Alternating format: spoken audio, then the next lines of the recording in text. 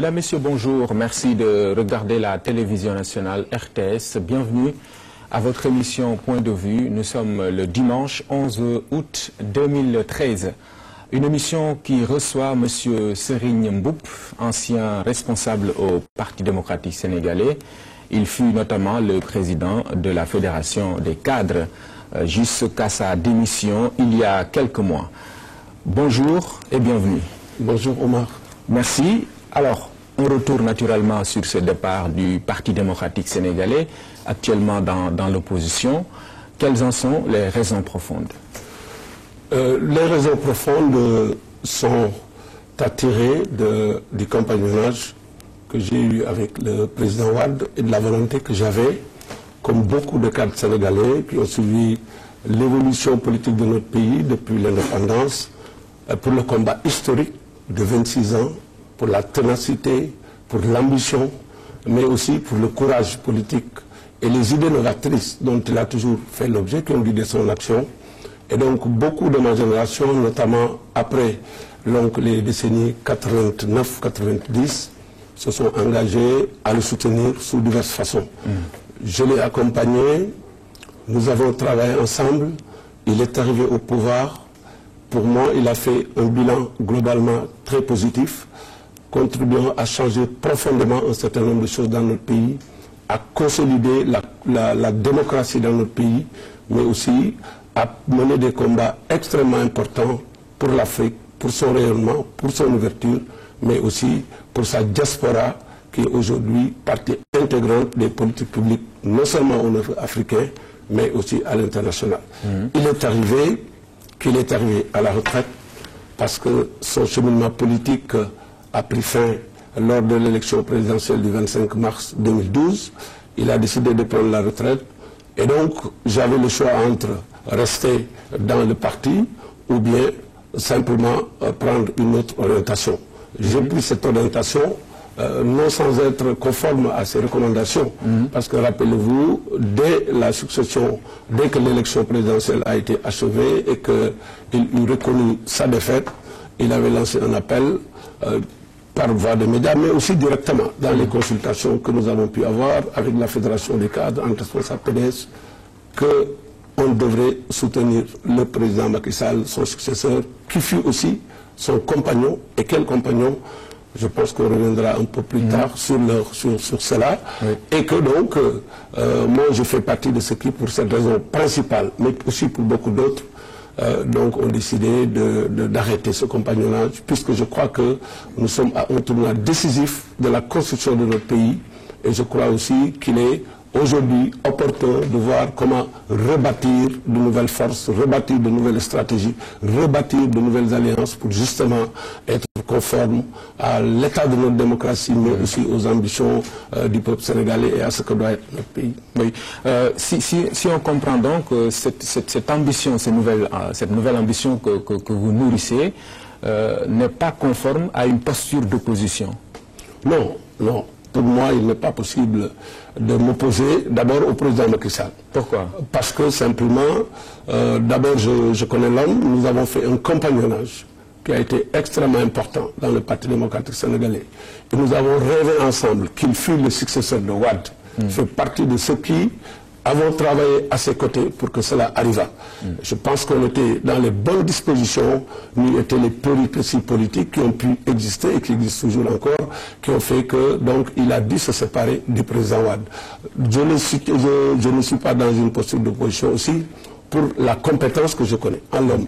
Et le grand premier ministre qu'il fut pour Wade et que je lui souhaite d'avoir, parce que pour être président de la République, pour réussir sa mission, on a besoin d'avoir un premier ministre qui est compétent, qui est dévoué, qui est tenace et qui ne travaille que pour la réalisation. Et donc, il fut ce grand Premier ministre qui a marqué ce pays et je ne suis pas sûr que cela ne fut pas un élément clé dans son élection, donc dans son accession à la magistrature suprême, mais aussi pour les relations personnelles qui nous unissent, qui unissent à lui et à nos familles respectives et qui font que ce n'est pas possible qu'on ait cheminé autant ensemble, qu'on ait partagé ces valeurs. Et qu'aujourd'hui, qu'il ait pu accéder à la magistrature suprême, qu'il ait besoin du soutien de la nation entière. Parce qu'il faut aussi que dans notre pays, le temps de la politique soit fini avec les élections et le temps au travail, quand les Sénégalais auront choisi librement, et il a été choisi librement et brillamment pour conduire au destin de ce pays, que toutes les forces de ce pays se mobilisent justement pour que son action soit une réussite à la satisfaction entière des Sénégalais. D'accord, mais vous saviez tout cela, les compétences de l'homme et les relations amicales que vous avez, tout cela, vous le saviez donc, mais cela ne vous a pas empêché d'être au pouvoir et peut-être de faire un combat contre son accession au pouvoir. Non, ça, c'était de l'opposition aussi. C'était de l'opposition parce que ça, c'est la politique aussi. Oui. Vous savez, moi, j'ai beaucoup d'amis au Parti Socialiste. J'ai beaucoup d'amis, des amis très proches à l'Alliance des forces du progrès, du président Moustapha Diop. J'ai beaucoup d'amis dans beaucoup d'autres partis de position. J'ai beaucoup d'amis dans l'Alliance pour la République du président Macky Sall. Mais je pense que notre cheminement, à l'époque, je n'ai pas suivi. Je n'ai pas suivi dans la création de son parti.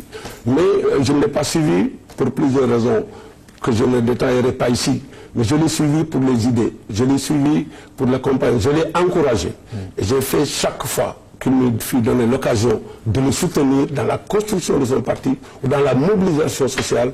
Donc j'ai été là. Je suis resté au PDS où j'ai fait preuve d'une loyauté totale et absolue. Je pense que mon action lors des dernières 2 années avant donc de la fin du règne du président Wade, mon action sur les médias, mon combat intellectuel, mon combat scientifique ont montré que ma loyauté... C'est ce qui est bizarre parce que vous étiez engagé jusqu'à fond. Parce que je fais partie de ceux qui pensent aussi, peut-être naïvement, que le président Wade a eu en Macky Sall un premier ministre de la qualité qu'il est.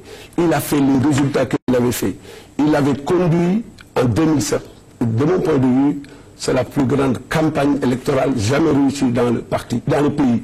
Pour d'abord le directeur de campagne qui a été créé, pour d'abord la brillance avec laquelle cette campagne a été menée, mais aussi par l'organisation, le dévouement et l'engagement de ceux qui animaient cette campagne.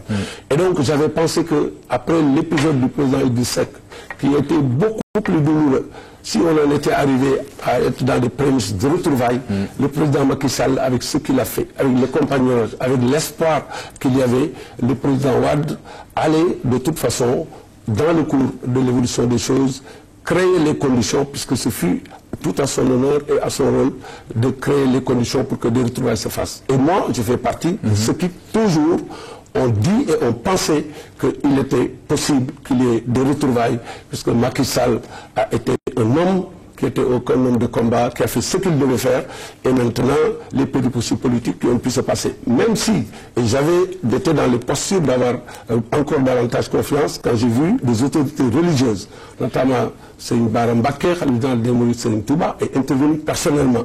Je sais que beaucoup d'autres personnes, dans le parti, parce que dans des situations comme ça, et je le vivais très bien, beaucoup n'étaient pas contre, donc n'étaient pas pour cette situation-là. Donc Sall a beaucoup d'amis au PDS qui sont restés ses amis, mais les péripéties politiques ont fait qu'ils n'ont pas pu le suivre.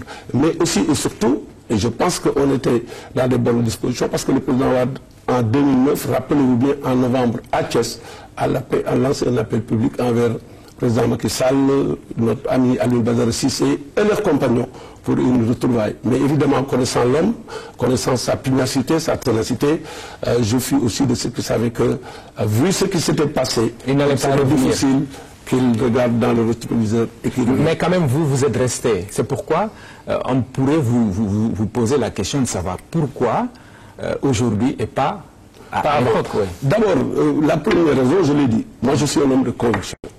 Je suis un homme de loyauté, je suis un homme de constance. Quand je m'engage, je vais jusqu'au bout. Je vous ai dit, cet espoir m'a toujours guidé. Jusqu'après, quand la problématique de la 3e candidature s'est posée, j'ai fait partie, ils sont nombreux au PDS qui pensaient que ça a été possible. Que le président Macky Sall aurait été le candidat idéal pour la succession du président Wade, pour ce qui les a liés, pour le compagnonnage qu'ils ont eu, pour les résultats exceptionnels qu'ils ont réalisés au Sénégal. Mais aussi parce que j'ai pensé, comme je vous l'ai dit tantôt, qu'il était possible qu'on se retrouve. Mais je veux rassurer tout le monde, parce que vous savez, ça n'a pas été très facile d'avoir été et d'avoir soutenu, accepté et manifesté cette amitié. Et beaucoup de ses amis au PDS en ont souffert. Souvenez-vous, la démarquisation, les démarquisations, souvenez-vous de tout l'ostracisme dont beaucoup ont pu faire l'objet au sein du Parti démocratique sénégalais. Mais moi, en ce qui me concerne, cela ne m'a jamais dérangé parce qu'on ne le sait pas assez. Je ne l'ai pas soutenu pour des prébendes. Je ne suis pas allé vers lui pour préserver des prébendes. Beaucoup ne le savent pas. Mais moi, sur le deuxième mandat du président Wade 2007-2012, c'est à peine 18 mois ou 20 mois que j'ai été aux affaires. Le reste, je n'étais pas dans le dispositif. Donc, ce ne sont pas des intérêts matériels ou de positionnement qui m'auraient retenu là-bas. Mais nous pensons aussi que le président Macky Sall, dans son cheminement, n'avait pas forcément besoin d'avoir tous ses amis avec lui. Et moi, j'ai veillé personnellement à ce que cette relation... Mais on a dit que quand même les amis fidèles ont pris armes et bagages pour partir avec lui et créer le parti. Oui, vous savez, ça dépendait de comment. Moi, j'étais dans les dispositions aussi. Nous en avons parlé plusieurs fois, dans ma famille et avec lui et avec beaucoup d'autres personnes. Mais bon, cela ne s'est pas fait pour ces raisons, mais cela n'a pas altéré notre amitié, cela n'a pas altéré le soutien que j'ai pu et les bonnes relations que j'ai tenues avec ses collaborateurs les plus proches dans la paire, au point que au sein du PDS, je suis partie de ceux qui, à tout moment et à toutes circonstances, ont été parfois même dans des grandes réunions au niveau des cadres ou des instances, traités avec beaucoup d'insinuations, d'apéristes tapis dans l'ombre d'autres, mais nous avons toujours pensé que la politique n'avait rien à voir avec les relations sociales. Et le président Macky Sall, dans les moments clés, j'ai eu à le voir, notamment après son investiture. J'ai pu aller le rencontrer et le féliciter, parce que pour moi, c'était quelque chose d'extrêmement important dans ce cheminement. J'ai pu aussi discuter avec lui dans les grandes occasions où nous nous voyons, c'est-à-dire les fêtes religieuses et d'autres possibilités où il était toujours opportun et possible de rendre visite à ceux qui vous sont chers. Et donc, cela n'a jamais cessé. Et donc, je pense que de ce point de vue, j'ai fait ce que je devais faire. Les choses se sont passées comme elles devaient se faire, naturellement. Et vous assumez tout. Mais naturellement, j'assume tout mon passé du PDS, j'assume mes bonnes relations avec beaucoup d'amis qui sont restés là-bas. Et j'assume aussi, j'assume toujours mon amitié avec le président Macky Sall, qui n'est pas quelque chose qui peut être lié à la politique. Et voyez-vous, c'est la raison pour laquelle, outre le fait de l'avoir dit sur tous les plateaux de télévision, à l'époque, c'était pas facile de le dire, et sur toutes les radios, c'était pour simplement marquer mon terrain. Et je peux même vous dire quelques anecdotes à ce sujet, parce que l'ostracisme dont ses amis faisaient donc l'objet au sein du PDS n'était pas le fait de tout le monde. Je pense très sincèrement que la majorité des responsables du PDS, en tout cas ceux avec qui je parlais, ceux avec qui j'avais les meilleures relations, m'ont montré personnellement, à plusieurs occasions, leur désaccord total par rapport à ce qui se faisait. Le président Wade lui-même, dans son bureau, en face de ses plus proches collaborateurs, m'a interpellé une fois. Là-dessus, je lui ai dit que j'ai décrypté Petrosen, c'était le sujet à l'époque, pour des raisons de démaquisation. Et à l'époque, de façon très affective, il m'a dit et qu'il était plein de rester constant dans ça. Après cela, la péripétie de la RTP, dont on ne va pas parler, mais j'ai eu le soutien, et ce n'était pas pour moi, mais c'était pour tous les amis. Et dans ce mouvement que nous créons, il y a beaucoup de personnes qui étaient proches à Macky Sall et qui ont fait l'objet de tous ces combats. Plusieurs personnes, parmi les plus éminentes du PDS à l'époque, m'ont manifesté leur soutien, parfois sont allés parler au président Wade directement sur ces questions, sans offusquer personne, que les autres m'excusent, mais je peux citer comme ça au pif quelques personnes. Je peux citer la présidente Aminata Tall, à l'époque, qui était secrétaire général de la présidence de la République. Je peux citer le président Pape Diop. Je peux citer Karim Wade, qui m'a toujours soutenu dans cette amitié. Donc, dans tous les moments où cela s'est manifesté, je peux aussi citer, comment oublier, M. Moustapha Guirassy, qui personnellement, dans une audience historique, lui aussi est allé dire au président des choses à ce sujet. Et même M. Omar Sarr, qui est un ami de longue date, qui est aujourd'hui secrétaire général du coordonnateur du PDS, qui lui aussi, parce que je cite ces personnes, ce ne sont pas les seules, mais je les cite simplement parce qu'à des moments précis, ils sont allés voir le président Wade ou par des actions individuelles et directes pour dire que cela n'était pas normal. Et que donc je les remercie et je rappelle simplement pour dire que ce n'était pas un problème avec tout le PDS contre les amis de Macky Sall, mais c'était le fait de quelques personnes qui, pour des raisons évidemment d'opportunité ou c'est des raisons particulières, ont essayé de mener ce combat-là. D'accord. Après, on a vu que vous avez été rétabli dans vos droits, parce que vous étiez au premier plan du combat qui se menait. Mais aujourd'hui, vous n'êtes plus donc dans l'opposition, vous êtes incapable de vous opposer au président Macky Sall. Naturellement donc, vous le soutenez, c'est ça? Absolument. Je dis dès après avoir rencontré toutes les autorités du parti, à commencer par le chef, rencontrer mes amis de la Fédération des cadres, à qui je rends hommage pour le compagnonnage, pour la confiance, pour le soutien, parfois difficile, même sur ces questions, au cours de réunions, et leur expliquer que moi, pour moi, l'heure était venue de leur laisser le champ. Parce que vous savez, les cadres, dans une posture d'opposition, ont forcément un rôle important, qu'il m'était impossible, moi, de jouer ce rôle-là, d'être à leur tête, et puis parce qu'avec Macky Sall, au-delà de tout ce que je vous expliquais, rien ne m'oppose dans la vision de la conduite des choses. Rien ne m'oppose dans la conduite des opérations publiques, rien ne m'oppose dans la philosophie. En plus, j'ai ce privilège de connaître l'homme, je dis, sa compétence, sa ténacité. Et ça, c'est aussi pour les Sénégalais, la courtoisie, la modestie et parfois la patience ne sont pas toujours source de faiblesse, mais source simplement d'hommes qui ne veulent pas se précipiter. Et je veux les rassurer pour leur dire que l'homme que je connaissais, qui a fait ce qu'il a fait, est aussi un homme qui tient ses promesses. Et je pense que malgré la difficulté que nous traversons, si tous les Sénégalais, comme lors de la Korité, les appels ont été lancés, se mobilisent pour la nation, je pense que la mission peut être réussie.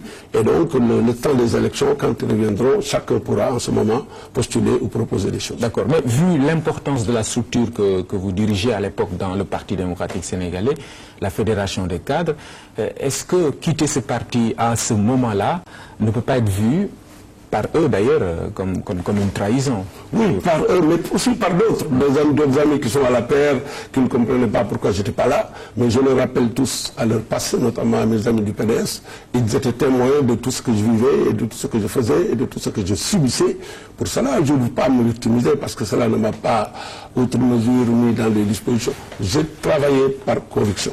Je pense que quand je venais sur vos plateaux et sur les autres plateaux, quand je défendais les idées auxquelles je croyais, les idées sur le plan tacal, les idées sur les inondations, les idées sur l'emploi jeune, les idées sur l'agriculture, les idées sur le social, les idées sur la nouvelle citoyenneté que avec celle du Sénégal, je pense que beaucoup parmi ceux qui aujourd'hui pourraient justement avoir cette posture n'étaient pas visibles. Et j'étais parmi ceux qui avaient, si on hiérarchise un peu les responsabilités, celui qui avait les responsabilités les moins en conformité avec les compétences dont il aurait pu se prévaloir, ou la position même dans la hiérarchie du parti. Oui, le dernier poste, c'était le président du conseil d'administration de la SAR. Qui était un poste stratégique important et où nous avons mené des réformes structurelles extrêmement importantes qui ont été confirmées par le document unique des cadres que je salue et qui fait que la SAR est un outil viable, utile pour notre pays et que le gouvernement devrait tout faire, y compris avec le travail de la SAR, pour que cet outil persiste et perdure, parce qu'il fait partie des éléments de sécurité justement pour notre pays. Donc vous l'avez rejoint, le président Macky Sall, où ça? Dans le parti ou Non, nous avons avec beaucoup d'amis. Et là, je suis ici président de l'association Citoyenneté et Développement Durable, qui est une association que nous avons créée avec beaucoup d'amis. Des anciens politiques, des anciens ministres, des anciens députés, des anciens directeurs généraux, mais aussi et surtout beaucoup de cadres et beaucoup de personnes qui ne sont mis que par un seul intérêt, être utiles à leur terroir d'origine, être utiles à leur terroir de base, être utiles à leur village, à leur commune, à leur quartier, et qui ont décidé de dire: nous pouvons faire quelque chose, nous ne pouvons pas tout attendre et nous devons nous unir ensemble pour pour bâtir quelque chose, pour contribuer à la construction de ce pays. Parce qu'il était plus facile pour certains d'aller dans le parti et puis de se bousculer, de contribuer parfois, malheureusement, à la confusion. Puisque vous savez que son parti est un parti en construction, qui n'est pas totalement structuré sur l'étendue du territoire national et qui donc peut aller dans cette confusion-là. Et ne pas y aller aussi n'est pas simplement un mécanisme pour ne pas justement être dans ces dispositions-là. Mais nous avons pensé que le temps de la politique politicienne est terminé, le temps de l'action est venu. Ce qui est important pour le pouvoir public et pour la République, c'est de s'organiser et de dire qu'est-ce que je peux faire pour mon pays. Et nous avons décidé de le faire au niveau local. D'accord. Chacun d'où il vient, qu'il essaie de voir ce qu'il peut donner. Donc pas à la paire, mais dans le cadre d'une structure. En tout cas, pour le moment, parce que la paire n'est pas encore dans une phase de structuration. Aujourd'hui même, y entrer aurait été ne pas disposer des outils, ne serait-ce que cartes et autres. Mais aussi, dans le soutien que je fais, moi je suis en parfaite intelligence avec ces militants qui sont chez moi à Pire, ou dans le département de Tivaouane, ou dans la région de Thiès. Je suis en totale et parfaite intelligence avec eux. On ne s'est pas exclu. Ne s'est pas exclu de nous en politique, rien n'est jamais exclu, mais nous voulons nous battre pour être utile à la République, nous voulons nous battre pour faire une mobilisation sociale, nous voulons nous battre pour mieux expliquer les politiques publiques. Et cela n'est pas seulement un soutien à l'homme président, ou à l'institution président, mais c'est un soutien à la République. Un soutien désintéressé, pas qui attend un retour quelque chose. Bien sûr, je vous ai dit tout à l'heure que malgré tout ce qu'on a pu vivre lors du dernier mandat du président Wade, et je fais partie, comme tous les autres, de ceux qui étaient en droit de s'attendre à des prébendes pour avoir été le coordonnateur des élections d'un département où on a fait l'un des meilleurs résultats de ce pays à l'époque, pour avoir été un acteur à la base, pour avoir dirigé les cadres réunis. Et donc, mais je n'ai pas été toujours à des postures qui auraient pu correspondre à ce que l'on pourrait attendre de quelqu'un comme moi. Mais aujourd'hui aussi, c'est un soutien désintéressé. Rappelez-vous, ceux qui, dans ce pays, comptent le plus ne sont pas ceux qui sont simplement dans la politique. Moi, je suis un cadre, je suis un intellectuel, je viens de boucler en juillet ma 30e année d'activité professionnelle au plus haut niveau, dans la plupart des années dans le secteur privé, dans des secteurs aussi variés de la vie nationale.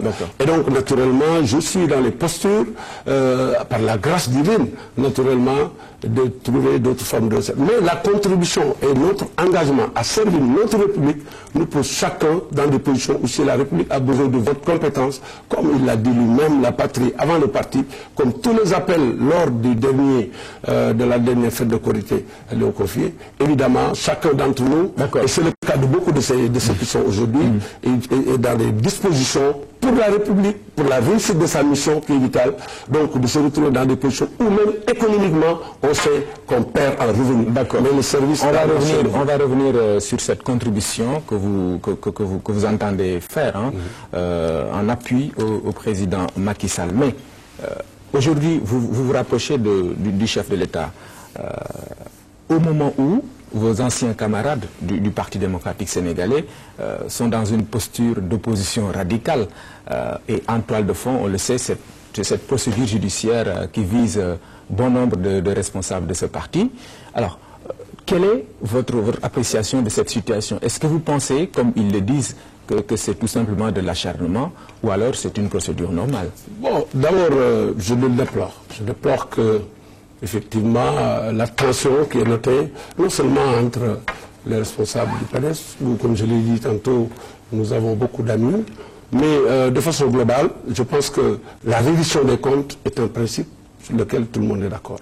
Mais aussi, je pense, et c'est normal, que ceux qui sont visés donc, soient mis dans les conditions de bénéficier de toutes les garanties, non seulement de sécurité, mais aussi toutes les garanties que la loi offre pour que la présomption d'innocence, pour que toutes ces garanties qui sont donc liées aux libertés individuelles, à la crédibilité, parfois même à l'honneur des familles, parce que nous sommes dans une société structurée avec ses valeurs, et donc que tout cela soit garanti. Mais pour le reste, je pense que même les amis du PDS ont toujours dit qu'ils étaient pour la reddition des comptes et que donc chacun devrait rendre compte des gestions qu'il a faites. Ce que je souhaite simplement pour toutes ces personnes dont la plupart sont des amis parce qu'ils étaient des proches collaborateurs ou parce que simplement on a travaillé ensemble, on s'est connus dans d'autres circonstances, on a partagé des choses. À tout cela et à tous les autres qui sont aujourd'hui sous les liens de la détention et qui sont privés de liberté, à cette occasion qu'est la Korité, je souhaite un bon musulman, mais un ami aussi, que Dieu le Tout-Puissant leur donne la force de pouvoir supporter les épreuves, parce que c'est une véritable épreuve. Et nul n'est à l'abri des épreuves, vous savez, dans la vie, tant que l'on vit. Donc forcément, c'est cette pensée et cette idée que j'ai pour eux. Et je souhaite pour mon pays que la lumière se fasse, je souhaite pour mon pays que les choses se calment, je souhaite pour mon pays que les retrouvailles se fassent, je souhaite pour mon pays que la mobilisation soit générale donc autour de l'essentiel qui est la construction de ce pays. Mais aussi dire que ce que je disais tout à l'heure, le président Macky Sall est un homme de conviction qui, quand il prend des promesses, essaie toujours de les tenir. Moi, je les mets simplement dans ce cadre-là. Mais je ne veux pas non plus avoir un certain nombre de jugements dont je ne dispose même pas, du fait surtout que c'est une procédure en cours au niveau de la justice et que les procédures, comme vous le savez, même la chose jugée ne fait pas souvent de commentaires, sauf dans les facultés de droit où on donne des cas d'école. L'autorité de la chose jugée. Voilà. Vous avez utilisé un mot tout à l'heure dans votre propos, retrouvailles. Récemment, on a entendu un appel venant du président Wade, dont vous parliez tantôt, et en bien. Vous pensez que cet appel-là aux retrouvailles de la famille libérale est bienvenu et pertinent? Je pense que c'est pertinent. Je salue cet appel de la famille qui émane du président Wade, qui en est le dépositaire. Je le salue pour plusieurs raisons. La première, c'est la nécessité d'avoir une clarté dans le jeu politique de notre pays. Je déplore et je le regrette, même si c'était historique et même si c'était la seule chose à l'époque, compte tenu des circonstances, de faire partir le président Diouf, plus par le fil Diouf-Diobé que par un programme. Même si par la suite le président Wade a prouvé qu'il était digne de confiance parce qu'il a déroulé le programme dont je parlais tout à l'heure. J'ai déploré, s'il y a une seule chose que je déplore, c'est qu'en 2012, on ait plus mis l'accent sur le flou de Diobé. Et donc je ne souhaite pas, moi, en 2017, qu'il y ait encore des Sénégalais dans une dynamique oppositionnelle réunis autour d'un seul slogan que Nafi Macky Diobé. Et mais je souhaite qu'à partir de maintenant, où notre démocratie a atteint des sommités, où notre démocratie a fait des pas de géant, où notre peuple a prouvé par sa mobilité, par sa mobilisation, par son engagement, qu'elle était un peuple mûr qui savait faire les choix. Notre système de gestion des élections est fiable et l'a prouvé. Depuis 1998, aucune élection n'a fait l'objet de contestations sérieuses. Que l'on puisse désormais choisir les candidats sur la base de programme. Et puisque nous avons 200 partis politiques, que tout le monde déplore, parce que notre pays ne peut les supporter, que ceux qui ont des ambitions pour le pays, puisqu'ils ne sont mis que par construire ce pays, s'ils sont socialistes ou s'ils sont libéraux, s'ils pensent la même chose, parce que ça va au-delà même de réunification de la famille libérale. Moi, je vois réunification de tous ceux qui ont la même vision pour la construction du Sénégal. Il y a des centristes dedans, il y a des libéraux, il y a des socialistes aujourd'hui qui sont... Parce que le monde aussi, il ne faut pas être utopique, est dirigé par le capital, et de plus en plus par le capital financier. Et nous avons des ressorts sociologiques que sont la solidarité, que sont l'entraide, que sont la famille élastique au sens du terme. Et je pense que si on s'assoit sur ces valeurs, on peut aller. Mais ce que je pense, donc, cet appel est pertinent, et je le souhaite de tout mon vœu. Et mes amis et moi, dans notre mouvement, nous allons nous atteler à travailler. Parce que nous n'avons pas de frontières dans les accords, que ce soit dans tous les partis. Mais est-ce qu'il sera possible aujourd'hui de clarifier ce jeu politique si on sait que le président Macky Sall lui-même tient à sa coalition Benno Bokk Yakaar? Oui, la coalition Benno Bokk Yakaar a élu le président Macky Sall, l'a aidé au deuxième tour. Avec les contradictions que nous savons. Aujourd'hui, je vous ai dit, le contexte était tous derrière celui qui est en face du pouvoir. En 2017, nous ne voulons pas ça. Et donc, l'ambition, ce n'est pas pour changer les choses aujourd'hui. Le président Macky Sall est tenu avec une coalition. C'est un homme qui respecte ses engagements. Je pense qu'à ce jour, envers ses coalisés, il a partagé le pouvoir, il le partage encore, même si chacun d'entre nous a sa propre opinion des difficultés que cela peut avoir de faire une gestion collégiale dans une alliance élargie. Et donc, nous pensons que la réunification de cette famille, et j'allais dire la réunification, et je ne la prône pas moi, parce que je suis réaliste, parce que je sais que ça va être extrêmement difficile. Ça peut pas par les partis, par les appareils. Si, mais je la vois par les hommes qui ont cette volonté et cette conviction, qu'ils soient au PDS, qu'ils soient centristes, qu'ils soient de la société civile, qu'ils soient des patriotes soucieux de développer leur pays, qui croient que c'est par le travail on arrivera à quelque chose. Et moi je souhaite qu'il puisse réunir autour de sa personne, puisqu'il a les destinées aujourd'hui, et je pense que d'ailleurs cela ne peut se faire qu'autour de lui. Parce que pour moi, et ça je le dis aussi en toute franchise, parce que c'est ma conviction, si on doit réunir la famille, les primaires pour moi ont été faites lors des élections de 2012. Tous les potentiels successeurs du président Wade, c'est dans la famille élargie. Pour moi, on compétit et c'est le président Macky Sall qui a été élu. Donc, pour moi, si on doit réunir, il faut qu'on se dise franchement les choses. Cela ne peut se faire qu'autour de lui. Mais encore faut-il que ça l'intéresse. Il faut que ça l'intéresse d'abord et il faut qu'il en manifeste et qu'il en ouvre, en tout cas, qu'il en donne les signaux. Qu'il en donne le tempo. Il n'est pas encore dans ses dispositions. Donc ça, je ne suis pas dans ses esprits, mais ma lecture politique est que pour 2017, et cela se construit à partir de maintenant, avec un test sur les locales de ce qui sera possible, il faut qu'il assoie une majorité, il faut qu'on mobilise tous ceux qui pensent comme lui, comment on peut construire ce pays. Une majorité qui n'est pas celle d'aujourd'hui. Mais celle d'aujourd'hui de Benno Bokk Yakaar ne sera pas une alliance en 2017. Parce que beaucoup de ces partis, de façon légitime, normale et républicaine, vont concourir. Donc pour préparer 2017, il faut une autre majorité. Rappelez-vous, même le président Wade, la CA 2000 l'a porté au premier tour, les FAL l'ont pris au deuxième tour, la CA 2000 a disparu. Après l'alliance Sopi est venue aux législatives, et chaque fois il y avait une nouvelle alliance.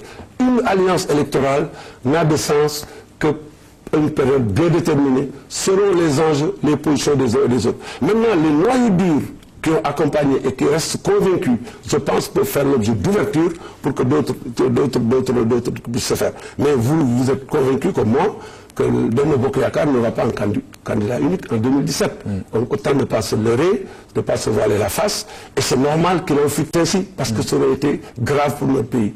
Et donc je pense que lui, qui a la destinée du pays, et pour nous, nous sommes dans un tournant générationnel, j'aime pas trop le terme, mais c'est la vérité. Nous sommes dans un tournant de construction de notre pays, où notre démocratie est presque achevée. Il y a un palier à faire, un palier qui concerne davantage pour moi les citoyens en eux-mêmes et la classe politique dans le comportement et dans la façon de faire. Et c'est à cela que nous nous attelons. Et je pense que pour cela, nous avons besoin de stabilité et donc d'avoir un homme qui soit ouvert, qui fasse appel à toutes les forces. Et je pense que ce slogan, la patrie avant le parti l'est. Mais ceci n'est pas pour que d'autres personnes viennent prendre les postes de je ne sais qui, mais pour créer une nouvelle dynamique autour de lui, avec une mobilisation sociale sans exception, pour que ce qui fut fait en 2007 puisse se refaire en 2017, qu'il puisse faire 2 mandats, que le pays soit stable, et puis que toutes les familles réunies. Donc, et je pense que c'est important, comme dans toutes les grandes démocraties, si nous sommes tous conscients que nous nous comparons à la France, aux États-Unis, aux grandes démocraties occidentales, que notre pays se retrouve autour de 2-3 grands pôles d'idées pour que les élections soient plus faciles, plus claires, parce que nous travaillerons à ce que les candidats, à ce que les citoyens comprennent mieux l'État, comprennent mieux les missions de l'État, comprennent mieux leurs devoirs, comprennent mieux leurs droits, comprennent mieux l'initiative exceptionnelle qui doit en chacun d'entre nous et qui doit les pousser à se prendre en charge. Vous avez donc travaillé à ce projet-là de mouvement social pour une citoyenneté et un développement durable. C'est d'ailleurs comme ça que ça s'appelle, citoyenneté et développement durable, CDD. Alors, en quoi se résume le concept exactement? Le concept se résume en une prise de conscience collective, que chacun d'entre nous a une responsabilité historique de servir son pays. Mais nous pensons que servir son pays par le sommet n'est pas toujours facile. Beaucoup d'autorités ont occupé des fonctions parmi les plus importantes dans le passé. Par le passé, aujourd'hui, ils ont un petit pincement au cœur parce que nous discutons avec eux pour n'avoir pas de leur propre empreinte marquée leur village, leur ville, leur quartier, leur terroir en un mot. Et nous avons pensé que le pays a besoin aujourd'hui d'une nouvelle citoyenneté. Ce qui manque le plus, c'est une citoyenneté collective, c'est une prise en charge individuelle. Et nous pensons que nous qui avons la chance d'être éduqués, d'avoir une éducation, c'est un énorme privilège. Avoir eu la chance d'avoir un réseau sur le plan national, un réseau social, un réseau de relations d'affaires, un réseau affectif, sur le plan national, sur le plan international. Nous qui avons la chance d'avoir connu l'État et sa gestion, de comprendre ses mécanismes, ses difficultés, ses ambitions, mais aussi sa lourdeur parfois. Et nous qui assistons tous les jours à nous sortons d'un bilan globalement positif, je l'ai dit, où des réalisations innombrables, on le découvre chaque jour, ont été faites dans beaucoup de secteurs, mais dont la perception au niveau des populations n'est pas comprise. Et donc aujourd'hui, cela se perpétue, parce que malgré tous les efforts que le gouvernement fait, la perception des politiques publiques reste encore un problème. Et nous avons décidé, chacun chez soi, d'aller pour voir qu'est-ce qu'il peut faire. Moi, natif de Pire, moi, natif du département de Tivaouane, avec ce que j'ai pu faire par le passé, avec les relations que j'ai, avec le moyen que j'ai, qu'est-ce que je peux faire? Et nous avons décidé chacun. Et nous allons monter un réseau national comme ça, mailler le pays, pour que toutes ces volontés, qui sont des cadres de toutes sortes, se retournent chez eux, travailler, prendre des initiatives, encadrer les populations, faire jouer souvent leur expertise et faire en sorte qu'une nouvelle dynamique locale, citoyenne, se crée, parce que nous avons la conviction que 90% de ce qui fera la vie de chacun d'entre nous sera une prise en charge par soi. L'État et ses politiques, donc, a une vision macro et donc viendrait en suppléance. Donc, il faudra nécessairement rallier beaucoup de personnes, beaucoup d'intellectuels, comme vous dites, à votre cause. Est-ce que c'est le cas, au-delà de votre personne qui... C'est le cas. Déjà, je ne suis que le porte-parole d'un groupe de personnes, beaucoup de cadres du secteur privé qui n'ont jamais fait la politique. Beaucoup d'associations socio-professionnelles qui sont actives, beaucoup de GIE, de femmes qui sont déjà actives ou de jeunes, beaucoup d'autres associations de toute nature qui sont déjà des acteurs économiques organisés, mais aussi beaucoup d'émigrés, beaucoup de leaders d'opinion, de leaders religieux parfois, qui ne sont mis que par cette volonté. Et nous avons pensé que ça aurait été prétentieux de viser plus grand et nous avons spécialisé chacun chez soi. Vous savez, les questions de bonne gouvernance, les questions de citoyenneté, les questions de proximité, parce que nous avons aussi noté, y compris pour nous, qu'après les élections, les politiques ont tendance à déserter les bases et à rompre les relations. Mais avec ces initiatives économiques que nous mettons en œuvre, qui sont génératrices d'emplois, qui sont génératrices de revenus, qui sont génératrices de restauration de dignité et de valeur, qui sont d'information et d'encadrement, nous créons des liens permanents de contact avec les populations et nous éliminons beaucoup des problèmes de bonne gouvernance et de gestion, puisque tout se fait dans le cadre local, dans le cadre où on est né, dans le cadre où on a ses sensibilités, dans le cadre où on a ses racines, dans le cadre où on revient à chaque circonstance familiale, politique, religieuse, et donc on rencontre tout le monde. Et donc nous pensons que c'est une bonne approche. Vous savez qu'il y a des mouvements sociaux au Sénégal et à côté des partis politiques. Il va falloir donc à votre niveau innover, tenir un nouveau type de discours pour ne pas faire ce qu'on a l'habitude de voir, pour ne pas avoir ou donner l'impression de créer un mouvement de plus. Est-ce que vous avez déjà réglé ce problème-là? Nous l'avons réglé parce que, je vous ai dit, nous ne serons pas un mouvement de plus pour 3 ou 4 raisons. La première, par la démarche. Nous visons des leaderships locaux. Nous souhaitons que ceux qui sont mus par la volonté de servir leur communauté d'origine et de base se manifestent. Qu'ils soient politiques, qu'ils soient non politiques, qu'ils soient des cadres, qu'ils soient des associations de mouvement, qu'ils soient d'origine diverse. Ça, c'est d'abord par l'approche. Et ils n'auront de rayon d'action que nos collectivités locales. Nous avons une vision globale du développement. Nous pensons globalement, mais nous souhaitons agir localement. Parce que nous pensons que les politiques publiques, et cela c'est pour la République, n'atteignent pas toujours les cibles.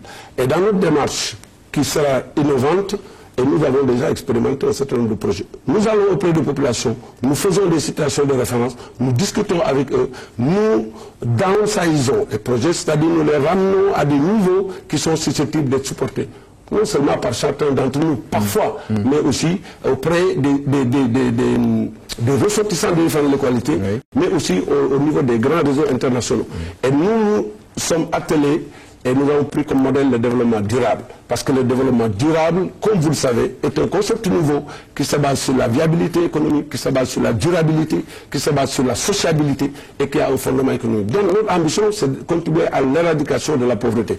Mais au niveau local, nous identifions les projets, nous essayons de trouver les financements, nous essayons de trouver les mécanismes pour les mettre en œuvre et donc nous les mettons à la disposition de l'autorité publique puisque naturellement, la définition de ces politiques-là ne doit pas être en incohérence avec les politiques publiques globales qui sont développées.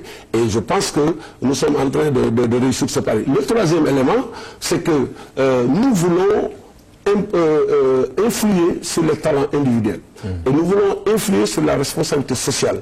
Nous voulons influer sur la formation, sur l'éducation, sur la sensibilisation, sur les notions phares aujourd'hui, que sont le civisme, que sont la citoyenneté de façon globale, que sont l'État, que sont les institutions et les citoyens, les droits et devoirs et beaucoup d'autres choses comme ça. Et nous voulons justement faire ressortir à chacun d'entre nous le talent qui dort en lui. Et donc, faire en sorte que cette prise de conscience et que ces talents individuels, nous nous mettions pour les mettre dans un agir collectif local qui fait que nous pourrons impacter de façon positive sur l'emploi, sur la formation, sur mais un agir local qui se démarque de la politique politicienne pour éviter effectivement ce qu'on a l'habitude de voir. Les mouvements qui se créent généralement, c'est pour carrément faire de la politique autrement. Absolument. Ce que nous faisons n'est pas autre chose que faire de la politique autrement. Beaucoup d'entre nous sont des acteurs politiques comme moi. Nous nous cachons. Mais nous voulons faire de la politique et privilégier l'action. L'action émanant de nos initiatives personnelles et collectives locales plutôt que d'où attendre de l'État. Et quand nous ferons cela, nous le mettrons à la disposition justement de ceux qui incarnent la République. Et c'est important, Omar, parce que sinon, nous allons être députés de soutien au pouvoir public. Mais au pouvoir public, à la République et naturellement à celui qui l'incarne. C'est ça, mais aussi aux populations, parce que chacun d'entre nous rendra en retour à son terroir, à ses origines, là où sont ses parents ou là où ils sont originaires, la capacité, les compétences et tous les privilèges que le monde d'aujourd'hui l'a donné. Et ça participera à la construction de notre pays. Et je pense que les quelques initiatives, tiens, aujourd'hui, pendant que je vous parle, nous avons, chez moi, réfléchi sur une situation de référence d'un programme réel de développement local. Nous nous approchons des PLD qui sont faits, mais nous les amenons au niveau village, parfois. Et donc, nous leur donnons un contenu théorique et un contenu réel. Parce que les PLD sont pertinents, mais ils sont marqués souvent par les régimes politiques. Les programmes locaux de développement, ils sont marqués par les politiques. Et dans le cadre de l'acte 3 de la décentralisation, qui préconise entre autres l'organisation des mairies globales et tout ça, et nous avons initié un certain nombre de programmes. Appuyé par exemple, au moment où je vous parle, nous savons tous que le problème de l'emploi est un problème particulièrement douloureux. Eh bien, nous avons initié un certain nombre d'idées et de projets et un de nos compatriotes qui est issu du terroir, qui a compris les enjeux, puisque nous avons un lycée avec d'excellents résultats, mais nous avons des jeunes qui ont le bac, qui vont à Dakar, qui cartouchent, qui rentrent. D'autres qui ne sont pas orientés, d'autres qui ont le niveau terminal mais qui n'ont pas le bac et qui du coup se retrouvent comme les enfants qui sont à l'école primaire, parce que souvent c'est des séries littéraires. Eh bien, un de nos compatriotes a compris cette mission et il a pris l'initiative par ses relations au Japon et au Sénégal de mettre en œuvre un centre de formation professionnelle équipé de 35 ordinateurs à haut débit avec des webcams, avec une boutique de référence et aussi des solutions d'énergie renouvelable. Et un autre ressortissant de Pire, je le salue, un émigré qui se demandait qu'est-ce qu'il pouvait faire pour aider son terroir, qui avait été en train de construire une maison, l'a mise à disposition, moyennant des rémunérations qui frisent le budget nécessaire. Et aujourd'hui, 35 jeunes sont en train d'être formés sur l'informatique et sur la comptabilité, et ils vont recevoir sous peu des diplômes d'État qui leur permettent donc de postuler à un emploi et de se prendre en charge, d'être utiles à leur famille qui avait beaucoup d'espoir en eux, mais aussi ils vont pouvoir se prendre en charge eux-mêmes, payer les études en cours du soir sous d'autres formes pour continuer. C'est ça le sens de notre action et 150 femmes aujourd'hui se chauffent au four solaire, ont des revenus et des prêts de 100 000 francs qui sont des microcrédits qui leur permettent de mener des petites activités génératives. D'accord. Donc sur des questions comme l'emploi exactement, vous avez, vous, les solutions miracle, si on peut dire. Nous n'avons pas des solutions miracles. Nous avons l'ambition et nous avons des solutions simples. Solution simple, c'est expliquer aux populations que leur avenir se passera d'abord chez eux. Que leur avenir se passera d'abord par leur engagement individuel, par leur prise de conscience et par leur responsabilité. Qu'ils n'attendent pas le chef de l'État ou la République pour leur créer des emplois parce que ça ne se fera pas, parce que cela ne peut pas se faire. Mais que cela réfléchiront sur des questions macro, sur des questions nationales, sur la sécurité, sur la création de l'environnement, sur l'accessibilité du marché à des investisseurs, mais qu'il faut des initiatives individuelles et la responsabilité citoyenne qui permettront de faire. Et donc nous, puisque nous agissons local, puisque nous agissons dans la proximité, puisque nous agissons dans des milieux maîtrisés humainement, socialement, sociologiquement, avec tous les avantages et toutes les potentialités locales, nous essayons d'aider simplement par notre expertise à identifier les projets et par nos relations et par notre vision à souvent les mettre en corrélation avec ceux qui sont décidés à accompagner. Et le développement durable qui est notre credo n'est pas fortuit pour ce que le monde représente aujourd'hui dans son ensemble, dans le réchauffement climatique, dans les politiques carbone et dans la reforestation où l'Afrique est un terreau fertile. Nous venons de participer à Paris. Nous avons été invités en tant que mouvement au sommet mondial de la Terre devant 2000 participants, plus de 100 pays. Nous avons rencontré pendant 4 jours les plus grands PDG du monde, mais tous ont des ambitions, des fondations et des visions très claires que l'Afrique est une des solutions et le développement durable est la voie par laquelle. Et donc nous contribuons à mettre notre expertise en œuvre de sorte que les personnes qui ont les moyens, qui veulent financer, nous puissions les mettre en corrélation avec ceux qui sont dans les terroirs et nous contribuerons ainsi, je pense, à la mise en œuvre de la décentralisation et à la fixation des populations. Alors en termes de contribution, peut-être deux sujets d'actualité, les inondations. Ici, quelles peuvent être les actions à votre niveau pour essayer de soulager les populations, à côté de l'État bien sûr? Je pense que nous l'avons toujours dit, il faut d'abord un discours de vérité. L'heure de la vérité est là. Dire que les inondations ne se feront pas sur 5 ans, sur 3 ans. Les inondations sont un processus lent. La restauration, en tout cas, des espaces. Et 2 problèmes majeurs nous avons notés. L'un des premiers problèmes, c'est qu'il faut tout de suite, de façon définitive, arrêter l'implantation des personnes sur les zones. Que l'État, dans toutes les vigueurs qu'il peut avoir, empêche les populations de s'installer à nouveau. La deuxième chose, c'est qu'il faut que les programmes qui sont en cours continuent. Je suis heureux de voir que beaucoup de programmes sont en train d'être mis en œuvre par la suite de ce qui a été fait par le passé. Et je pense qu'il faut aussi, et c'est ça qui est important, et c'est à cela que nous pourrons être très utiles, il faut éduquer les gens. Je pense que l'éducation citoyenne. L'éducation citoyenne. Si les citoyens, avec tous les réflexes, comprenaient tout, je crois qu'il aurait été évité beaucoup de choses. Non seulement sur l'occupation, mais aussi sur le comportement. Regardez, Omar, tous les efforts qui sont faits pour faire tous les travaux d'investissement. Chaque jour, quand ils ont fini de travailler, vous repassez le lendemain, les barres de fer ou les couvercles qui permettent de sécuriser ces trucs sont enlevés. Et je pense que ceux-là, ceux qui sont responsables et conscients de leurs droits et devoirs et de leur rôle dans la société. L'énergie, c'est votre dada. Vous connaissez bien, pour avoir été directeur général de Petrosen, PCA de la SAR. Alors, vous avez même travaillé dans le plan TACAL de l'époque. Aujourd'hui, ce qui est vulgarisé, c'est ce qu'on appelle mix énergie, le mix énergie. Lorsque vous faites la comparaison, est-ce que vous pensez que ce qui est vulgarisé aujourd'hui est une alternative au plan TACAL sur lequel vous avez travaillé? Non, je ne le pense pas très sincèrement parce que je considère que c'est la même philosophie. Rappelez-vous, le plan TACAL, c'est tous les experts. Parce que j'ai eu le privilège d'avoir été là en 98, je suis arrivé dans le secteur en 95. Donc la grande réforme de 98. J'ai eu aussi le privilège d'avoir été aux côtés du président Macky Sall, ministre de l'énergie en 2001-2002, sur la task force qui a réfléchi sur les réformes aussi, la privatisation Sénélec, le plan d'urgence 2003-2008, etc. Et j'ai eu le privilège aussi de participer dans l'élaboration du plan TACAL, où il y avait une trentaine d'experts. J'ai retrouvé les mêmes que sous toutes ces différentes commissions, mais élargies évidemment à d'autres. et j'étais le seul à me reconnaître une activité politique ou une appartenance politique dans le secteur. Pour dire que c'est l'ingénierie qui est prévalue.